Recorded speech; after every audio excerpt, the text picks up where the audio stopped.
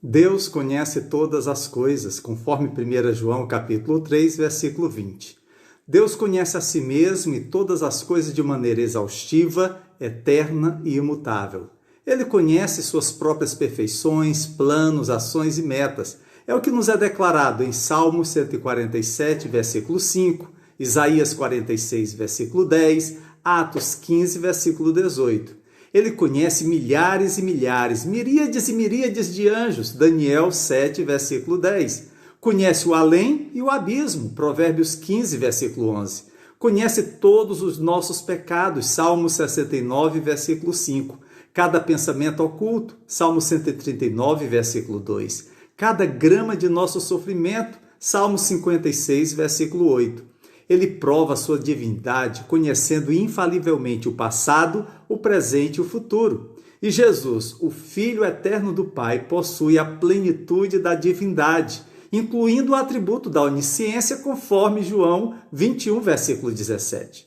Como então conciliar a abrangência do conhecimento divino de Jesus com sua declaração de que há algo que ele não sabia? Mas a respeito daquele dia e hora ninguém sabe, nem mesmo os anjos do céu, nem o Filho, mas somente o Pai. Em Mateus 24, versículo 26 e Marcos 13, versículo 32. Como aquele que vem buscar a sua noiva, a igreja, pode ignorar quando será esse dia e horário? Estamos em mais uma pergunta de passagens polêmicas. Esperamos que as explicações apresentadas nessa série possam ajudá-lo a entender que as Escrituras não têm erros, dificuldades sim. Cremos que a leitura e estudo da Palavra de Deus vão ajudá-lo no seu crescimento espiritual. E a aplicação dos ensinamentos constantes na Bíblia o farão um homem, uma mulher segundo o coração de Deus. Quero convidá-lo a se inscrever em nosso canal, marcar o sininho, deixar o seu like e comentários. Vamos às nossas considerações sobre a pergunta: se Jesus é Deus, então por que ele não sabia o dia e a hora de seu retorno? Inicialmente, é necessário esclarecer que a doutrina da Trindade implica que o Pai, o Filho e o Espírito Santo possuem todos a mesma essência, mente e vontade.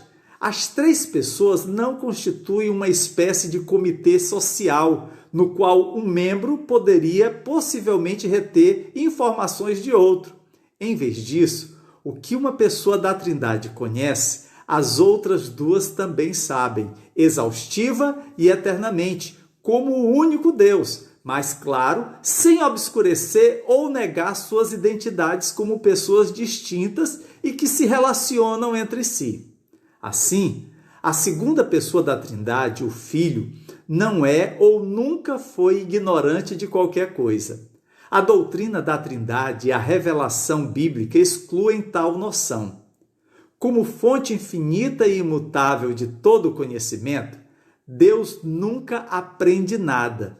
Isso vale para o Filho tanto quanto para o Pai e o Espírito. Essa mesma compreensão se aplica, por exemplo, à imutabilidade. Deus nunca muda. No entanto, Jesus, a segunda pessoa da Trindade, o Logos, o Verbo vivo, por graça se tornou homem, 2 milênios atrás, assumindo um corpo capaz de mudar. Como homem, Jesus crescia em sabedoria, estatura e graça diante de Deus e dos homens. Lucas 2, versículo 52. Como qualquer ser humano, ele ficou com fome. Mateus 4, versículo 2. Cansou-se, João 4, versículo 6, sentiu angústia, Mateus 26, versículo 38. Jesus só poderia ter experimentado essas mudanças em sua natureza humana. Jesus era Deus e homem, ele tinha duas naturezas. Ele era divino e humano ao mesmo tempo. Esse ensino é conhecido na teologia como união hipostática, ou seja, a união de duas naturezas em uma pessoa. Em Hebreus capítulo 2, versículo 9, diz que Jesus foi feito um pouco menor do que os anjos. E em Filipenses 2, versículos 5 a 8, diz que Jesus se esvaziou, assumindo a forma de servo e sendo feito à semelhança dos homens. E Colossenses capítulo 2, versículo 9 diz: porque nele toda a plenitude da divindade mora na forma corporal. Jesus era Deus e homem ao mesmo tempo. Ao ver as limitações genuínas e mudanças temporais na natureza humana de Jesus, embora sem limitações ou mudanças em sua identidade divina, podemos ver ainda que quando ele diz que não sabia o dia e horário do seu retorno, o eterno Filho de Deus estava falando com sua natureza humana, com um conhecimento limitado como homem e em perfeita submissão ao plano de salvação de seu Pai.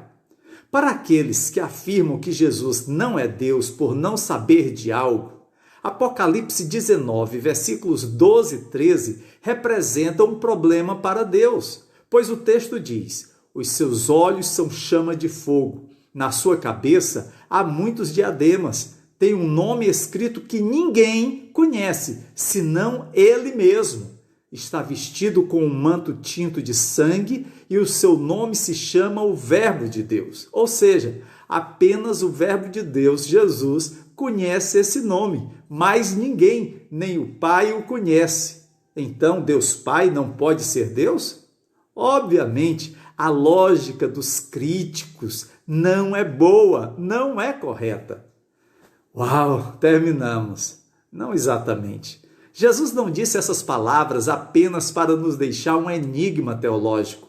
A pergunta realmente importante sobre Mateus 24 e Marcos 13 não é como poderia Jesus não saber quando voltaria.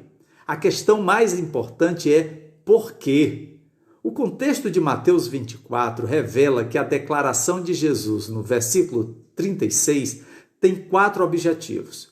Primeiro, conter nossa vancuriosidade. Segundo, nos ligar à sua palavra. Terceiro, nos incitar a ser vigilantes. E quarto, nos levar a desejar encontrar nosso Senhor face a face. Se os anjos, tão perto de Deus e superando o homem em poder e sabedoria, obedecem a Deus alegremente, enquanto permanecem ignorantes de quando Cristo retornará, quanto mais nós devemos confiar nele em todas as coisas. Se o Filho de Deus encarnado foi para a cruz, aguardando por sua exaltação, sem saber o tempo de sua consumação, quanto mais nós devemos receber na fé, seja qual for o grau ou duração do sofrimento que Deus planejou para nós, até que Cristo nos traga para a sua glória. Acima de tudo, devemos com alegria dar as boas-vindas a cada dia, sabendo que pode ser esse o dia pelo qual esperamos desde que Deus nos recebeu em Cristo e nos fez seus filhos. Assim, obedeçamos a Deus alegremente, embora permanecendo na ignorância de quando Cristo voltará, sempre confiando nele. A palavra de Deus nos diz tudo o que precisamos saber sobre a volta de Cristo. Ele virá do céu, nas nuvens, com glória e poder, de repente, e todos os cristãos se regozijarão à sua vista. Quando esse evento glorioso ocorrerá, ninguém sabe, ninguém, isto é, exceto o Pai, o Espírito e o Filho que ressuscitou e subiu em glória, nosso Redentor Jesus, a quem toda a autoridade no céu e na terra foi dada. Maranata, ora vem, Senhor Jesus. Que Deus te abençoe em nome de Jesus. Amém.